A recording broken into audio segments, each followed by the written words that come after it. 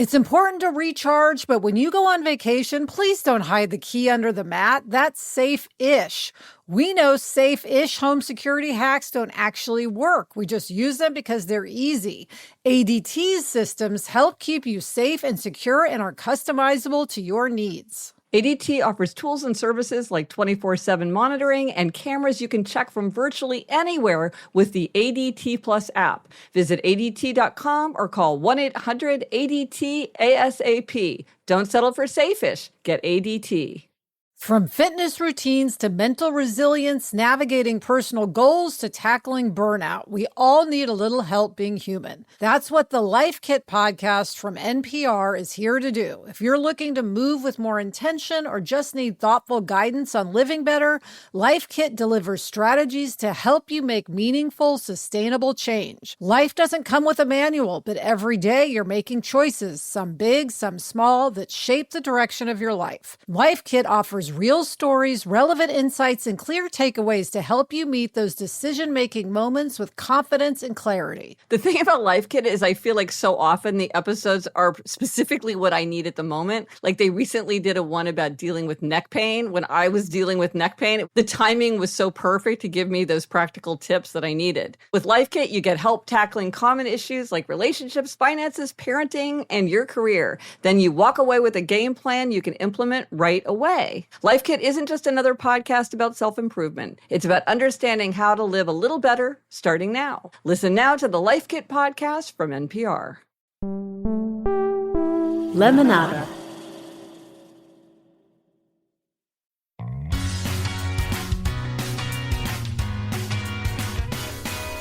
Hello, we're here for More Happier, a podcast where we get happier. It's the weekend. It's more observations and reflections with a bit of a looser vibe. Hey, Elizabeth. Hey, Gretch. Today we'll talk about a question related to visiting your hometown and also something extremely mundane, possibly edging into the TMI territory.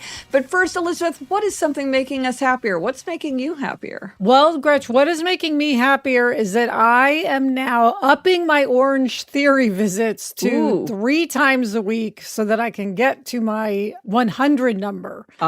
So the idea was I'd go twice a week to Orange Theory, and that would get me to 100. But, you know, you get sick, you go out of town. So I've missed a bunch.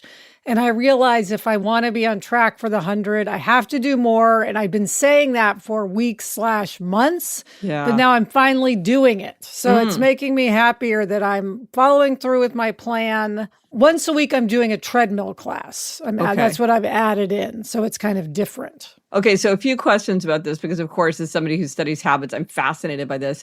It seems like for you, this 100 is very compelling. Yes. You are committed to that. I am, yes. You know, I did 100 hikes at Fryman Canyon last year, and I made my number, and it felt so good.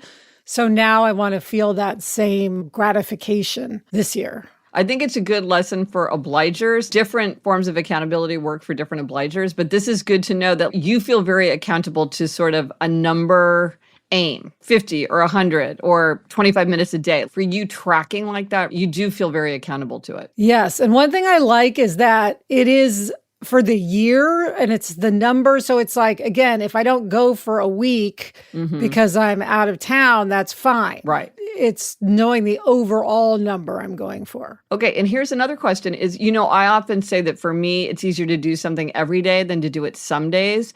As you're doing 3 instead of 2 or 1 or 0, do you find that it's harder? Is it actually easier to go paradoxically when more often?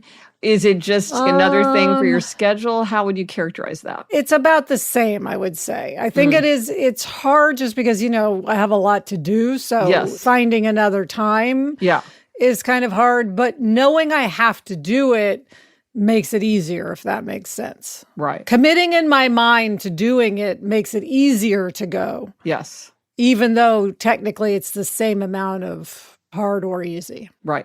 And then last question is, do you go at the same time or is this moving around week to week? Moving around every week, which makes it more difficult, but I just have to do it that way. You don't have the kind of life where you could just commit to 5 o'clock on Wednesday every week. It's not going to work. It's just not predictable in that way. Yeah. So that also makes it a little more difficult. But they have a lot of classes, which really helps. Yeah. They have a lot of classes. And do you always go to the same studio or do you go to different studios? You do always go to the same studio? I always go to the same studio, yeah.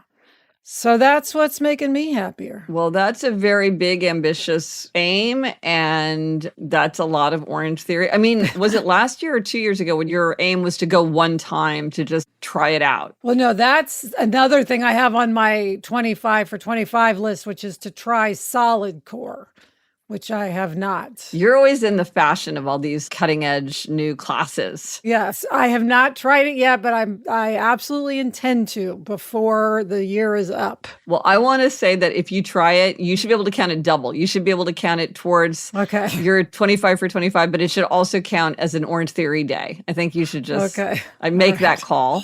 Okay, thank you. Yes. How about you? What is making you happier? Well, I have to say that I am somebody who really does love routine and habits. Maybe it's being an upholder, maybe it's just my nature, but I do really thrive on predictability and familiarity. And so as much as I love the summer and traveling and having longer days, and the summer just feels different and that's fun and exciting, I have to say that I do feel some relief. I do get a good feeling when it's like, okay, we're settling back into routine. And like everything speeds up because everybody's back at their desk. Yeah. But even that is nice because you're like, well, in a way you're doing more work. But on the other hand, you can get more done more easily just because everybody's back in the saddle. And I do, with Eliza and Eleanor going back to school, or even just the feeling of September, it does feel like a fresh start to me. So on the one hand, it feels fresh and new and exciting in that way, but it also feels like, okay, this is the familiar routine, because I am somebody who just really likes to get up and, Taffy kind of has thrown my routine into a little bit of disarray, but even now she's incorporated into my routine. I like getting back into the usual swing of things after the fun of the summer. Yeah, well, it's funny because I think of you as someone, Gretch, for whom the summer really is more of a burden than the other part of the year. Like, I think of you as you have to brace yourself for summer. Like, okay, now I must go on vacation. Yes. Now I must be enthusiastic. About relaxing.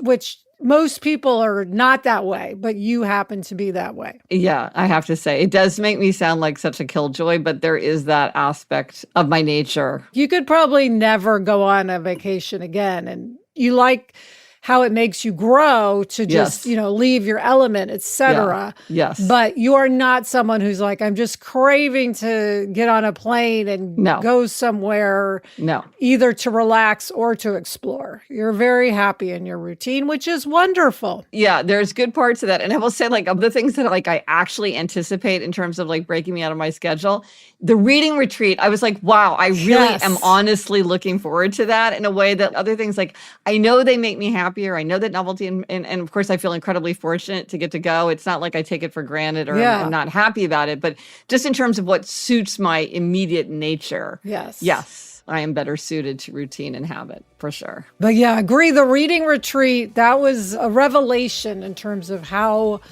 appealing something could be. Both in anticipation and in execution. Yes, I could do that once a quarter. Yeah, exactly. All right, Gretch. Well, coming up, there's something you've been meaning to ask me, but first, this break.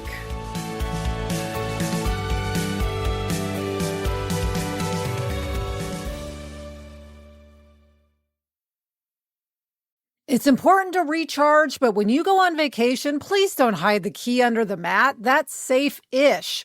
We know safe-ish home security hacks don't actually work. We just use them because they're easy.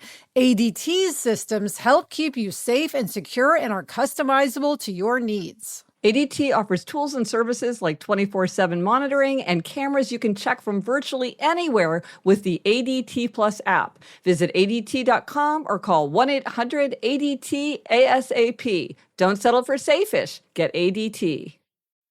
Let's talk about the Defender 110. It is a vehicle built for the modern explorer. Gretch, I have a friend who's extremely adventurous and she loves her Defender 110. It's a vehicle that looks tough because it is tough.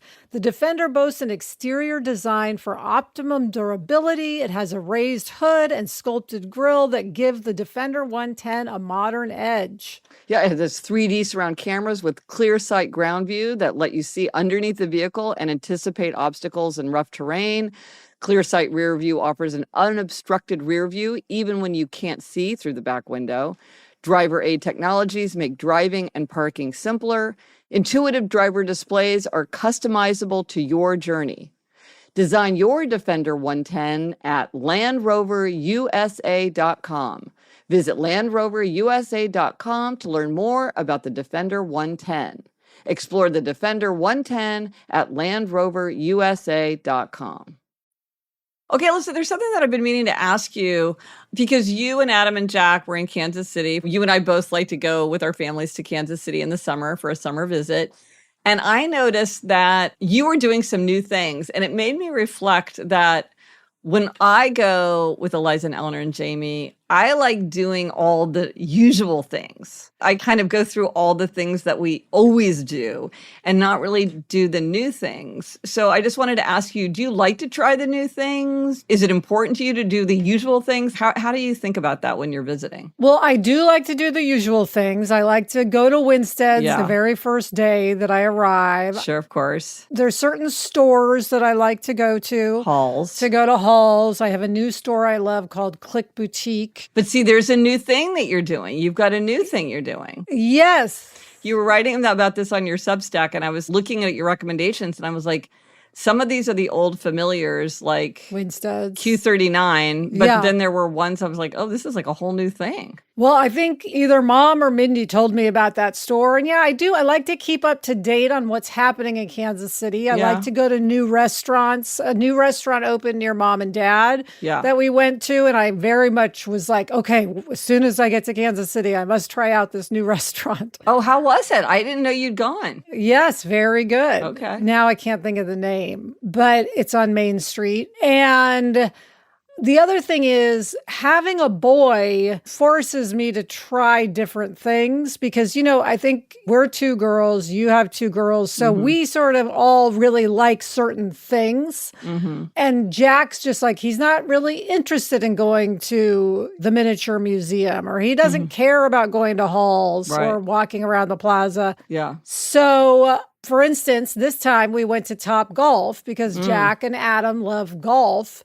And Dad has known about this place to try. And we'd heard about Top Golf, but never gone. Yeah. And so we said, well, let's try it out. Well, what's funny is now that we did it and we really liked it. In fact, we went twice while we were there. And we were only there 3 days. Yeah. That'll be like something we do every time. Sure. But that's the thing. If you never try new things, then you never add anything. Yes. Well, it's like we did the escape room because one year Eliza loves escape rooms. And now whenever we're all together, we try to do an escape room. And that's a whole new, we explore all different parts of Kansas City because we go to these different escape rooms. So, yeah. Well, and I think it is fun it makes our hometown stay new and dynamic, not just, you know, a relic on the shelf. It's an evolving, changing place. Yeah, see, and I need to remember that because I definitely have the sense of I want to go to Luce Park and walk around the pond, and I want to go to Kaufman Gardens and look at the flowers, and I want to go to Winstead's, and I want to go for barbecue, and I want to go to Westport or Crestwood, and I have these things that I want to do every time. But you're right, then it gets stale. And then it also might start to feel like it's getting diminished because some of these things go away. And if you don't add new things, then you're right, you don't have a sense of being connected to the vitality of the city. Yeah. The key is we have to just go enough so that we can do the things we love and do new things. Well, and also, you know what I think is interesting about going is we always go at Christmas. Well, you go every other year at Christmas. We go every year at Christmas. And we go in the summer, sometimes at the same time, sometimes at different times. But then there was that year where I forget why, but just you and I went to stay with mom and dad, and it was the springtime. And we realized that neither one of us had been in Kansas City in the springtime for years. And then on the plaza, they had those larger than life bunnies that are like all dressed up in their formal clothes and their party clothes. And they've been the same, I have to point out, since we were born. Oh, yeah. The minute I saw them, 1,000 memories came rushing back, but I'd forgotten that I remembered them until I saw them. And so then I thought, oh, this is something about Kansas City that just seeing it at a different time. This year we went in June, and so we didn't have the cicadas. And I said to mom and dad, oh, I miss so much the cicada sound because you've made me so aware of that sound as being so Kansas City. And I'm like, well, but if you go in June, you don't hear that. Yes. And we did hear it when we were just there in August, Gretch. Oh, yeah. Jack and Adam and I, we were actually watching a movie with mom and dad, and the cicadas were so loud. Like sometimes I couldn't hear the dialogue. Oh, I mean, they can get as loud, I think, as like a lawnmower. I mean, they get really, really loud. But here's the thing is that if you look at the happiness research, what the research shows is that novelty makes people happier. It makes time richer. Even something like going to a new restaurant instead of your old favorite restaurant tends to make people happier. Though I do think that there's a lot to be said for revisiting things. I think there's a lot of pleasure in that too. Yes. But then I think it's the things you do that are unusual or different that then stick out in your mind, because otherwise every visit to Winstead's just blurs into every other visit, which is wonderful. But then I think one year with Dad, Eliza, Eleanor, and I did this ropes course. Yes, I remember hearing about that. It was a whole intense thing. Like, it wasn't a uniformly positive experience, but boy, it was memorable. I remember that much better, even though it was many, many years ago. I mean, it must be like at least 7 years ago now. I remember that much better than like, oh, this is us walking around the plaza getting iced coffee. As much as I love going to Rainy Day Books, it's like, okay, here it is again. Yeah. It's not strikingly, notably different because it's something that we do over time. So I guess the lesson is to try to aim to do both, even if you're someone like me who feels very compelled by the familiar. Right. Well, you may do something and love it and then want to add it to your routine. So it's worth trying. Yeah, absolutely. That's very true. Interesting. All right, Gretch, what is our spotlight on a tool this week? Okay, so it is bonkers to think of this, but I realized that my book about the 4 tendencies came out 8 years ago. Wow. So I had written Better Than Before, my book about habit change, which is all about the ways that we can make or break our habits. And that talks about the 21 strategies we can use to make or break our habits. And one of the strategies was use the 4 tendencies. Use your knowledge about whether you were an upholder, a questioner, obliger, or rebel to like figure out how to set yourself up for success. But then once Better Than Before came out, all anybody wanted to ask me about was the 4 tendencies. So then I was like, well, I guess I'll write a book about the 4 tendencies. And so this is a tool for you. And if you don't know what you are, you can take the quiz at GretchenRubin.com/quiz. And if you know what you are, or you just figured out what you are, there are 3 months left in the year. It's really a great time to check in on what you want to accomplish for 2025. If there's something that you've been meaning to tackle and it's still hanging over you, or there's something where you've drifted away from something, thinking about your tendency can really be a useful way to figure out what's standing in your way and what will help you finish strong. So often I will talk to people and I'm like, you're telling me that you want to do this and you're telling me you're an obliger, and yet there is no outer accountability for this. That is the solution. But the fact is things change, and what worked in January might not be exactly what you need now. So it is a good time to just step back and reflect.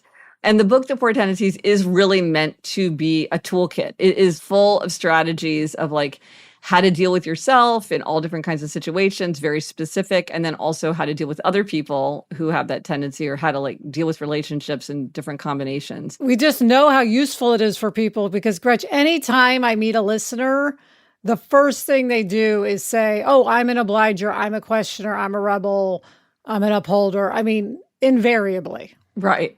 No, I know. I find that so satisfying. I love this framework so much.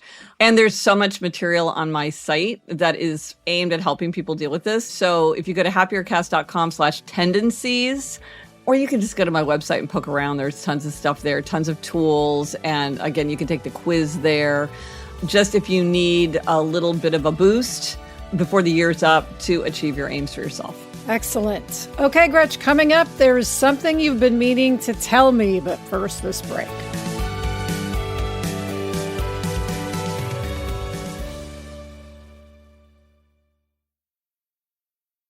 Huge savings on Dell AI PCs are here, and it's a big deal. Why? Because Dell AI PCs with Intel Core Ultra processors are newly designed to help you do more faster. It's pretty amazing what they can do in a day's work. They can generate code, edit images, multitask without lag, draft emails, summarize documents, create live translations. They can even extend your battery life so you never have to worry about forgetting your charger. It's like having a personal assistant built right into your PC to cover the menial tasks so you can focus on what matters. That's the power of Dell AI with Intel inside. With deals on Dell's AI PCs, like the Dell 16 Plus starting at $749.99, it's the perfect time to refresh your tech and take back your time. Upgrade your AI PC today by visiting Dell.com/deals. That's Dell.com/deals. When our dogs thrive, we thrive too. Prioritizing their health means more joyful moments together, whether it's with walks, play, or just having them close by. I have a new puppy, Taffy, and along with our dog, Barnaby, they make us so happy. Now, with us humans, taking small, consistent daily actions to keep us healthy are so important to our happiness, and that's important for our dogs too. That's why we love Get Joy's freeze-dried raw dog food. Get Joy's freeze-dried raw dog food is made with real whole food ingredients like 100% USDA-sourced beef or chicken, pumpkin for digestion, salmon oil for their skin and coat. Plus, it includes Belly Biotic Blend with pre, pro, and postbiotics for gut health. And it's great for a busy lifestyle. Just scoop and serve, no thawing or prep needed. Plus, it's pantry friendly, no freezer space required. Save 30% on your first order, plus receive a free scoop and free bag of treats, $33 in value. Visit getjoyfood.com/happier. Okay, Gretch, we're back. What have you been meaning to tell me? Okay, this is about flossing, Elizabeth, and you know why I'm thinking about you with the subject of flossing. Yes, I should mention that flossing is like an issue in my life. I really need to floss twice a day. I have subpar gums, as I like to say. It's a struggle. I don't think anybody likes to floss.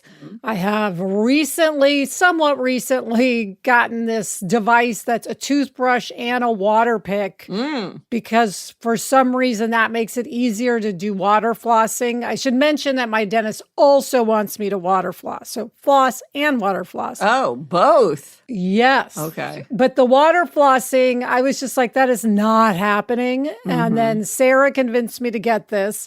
I'll tell you what's good about having an overbuyer in your life. They find some really fantastic things. Oh, interesting. That I would not find. Yes. I would never have bought this, but Sarah bought it and went on a campaign for a year to get me to buy it because she knew about my flossing issues. Yeah. And she was 100% right. So it can lead to some great things to have the overbuyer testing out products. Well, I want to say that is a great drive-by observation because I think a lot of times overbuyers feel bad about being overbuyers. Well, they're usually extremely well prepared for things. So that's great about being an overbuyer. But also, that's right. They're good cool hunters or good solution finders because they're willing to try things out. Well, speaking of tools and flossing, there was a recent article in the New York Times, and I'll put a link in the show notes, that was called Dentists Know You Hate Flossing. Try this instead. And so it was making the point, and this is just for the regular person. It's just like you kind of have an elevated need to floss, but all of us should floss. And the point of flossing is to get rid of plaque. And the thing about plaque is it leads to gum disease and inflammation around teeth. But it's also something that has always surprised me is that gum disease is associated with many health conditions which seem completely unrelated, like heart disease and type 2 diabetes. And so you really don't want to have gum disease. So it turns out if you use a toothbrush, that gets rid of about 40 to 60% of plaque, but it doesn't do a good job of going between teeth. Mm-hmm. And the fact is, we should floss because that's how you do clean between the teeth, but about 1/3 of Americans actually floss. So it is not something that everybody is doing the way I think, just about everybody brushes their teeth, but it is not the fact that people floss. So the point of the article was that sometimes you can find a different device, as you did, that might make it more pleasant or effective. Because what everybody says with flossing is the same thing they say about exercise or whatever, which is the best thing to do is the thing you actually do. Right. And this especially for questioners who can get very, very intent on like the optimal, the best, the maximizer solution. It's like, yeah, but it's the thing that you stick to that is going to do the most. And so they talked about these little scrubbers called interdental brushes that have bristles. They're usually made of nylon or rubber. And it turns out that more and more dental professionals are encouraging people to try them either along with floss or instead of floss, because some people stick to it better. I myself use something called gum soft picks. And here's the thing that I think is a little bit TMI, which is that I find it actually enjoyable to use these things because it's more like picking your teeth, which I hate to say, but I find it enjoyable to pick my teeth in the privacy of my own bathroom, of course. Not at a restaurant. Right. But like flossing, I don't enjoy, though I do like the feeling afterward. Mm-hmm. But this is something that I actually enjoy. Okay. I'm curious. I got to try one, Gretch. I've never tried that. Well, I wonder if you asked your dentist what he would say, because they're all different names and I don't know if they're like all created equal. There's dental picks, interdental brushes. You have a water flosser. But I really have to say, sometimes, I mean, again, this is maybe too much information. Sometimes just sitting at my desk because I like to fuss. I like to be drinking something or chewing on a straw or doing something with my mouth while I'm focusing. And sometimes I'll just use my little interdental brush and pick between my teeth as I focus. And I hate to say it, but it really does help me focus. Well, you know what? I wish that there was a word alternative to pick. I hate the word pick. No, 100%. I don't like water pick. I don't like a soft pick. I don't like it. Isn't that interesting? Yeah. Okay, let's brainstorm. What would be some cleaner? Yeah, cleaner would be better. Or just brusher, like a water brusher. Yes. I mean, water, that's why I like to say water floss, Yeah. because even floss sounds better. Floss sounds better, yeah. But floss is a very graphic term. There's just a visceralness that I don't enjoy to the whole idea of talking about plaque. I mean, the whole thing is just not that attractive. Yeah. But it really matters. I mean, that's the thing is it feels sort of optional, but teeth are incredibly important. They really are. Well, what is that line? Because I have the Proverbs of the Professions. There's one of dentists and a lot of professions have their own version, but it's like only brush the teeth that you want to use, or that you want to keep. Yes. There's also floss in the morning. Sailors take warning. And then floss at night to keep your teeth. Wait, no, say that again. Sorry. I was so delighted about my sailor. I missed what you said. It's something like you floss in the morning to keep your friends and you floss at night to keep your teeth. I believe that's what it is. Oh, okay. I like that. Yeah, sometimes appealing to something other than gum health might make it a more appealing thing. Interesting. Yes. Okay, well, it's just branch out beyond. If you're having trouble flossing with regular floss, try something different. Oh, I think there's also like flavored floss now where you can get all these like bonkers flavors. And so that's kind of interesting. Coconut and mango.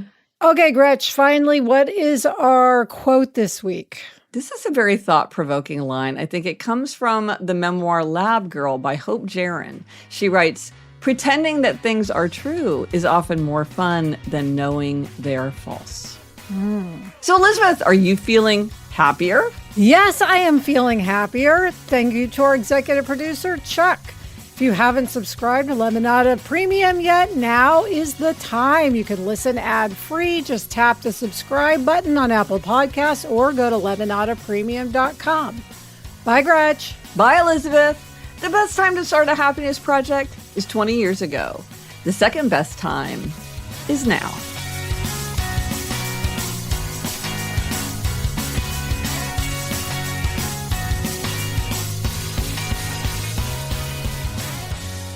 So, Elizabeth, how many times did you eat at Winstead's? Just once, unfortunately, because it was kind of a quick trip. But we also ate at Q39. So we got in Winstead's and Q39 and 2 other restaurants. So it was actually a lot of dining out. Oh, that's good.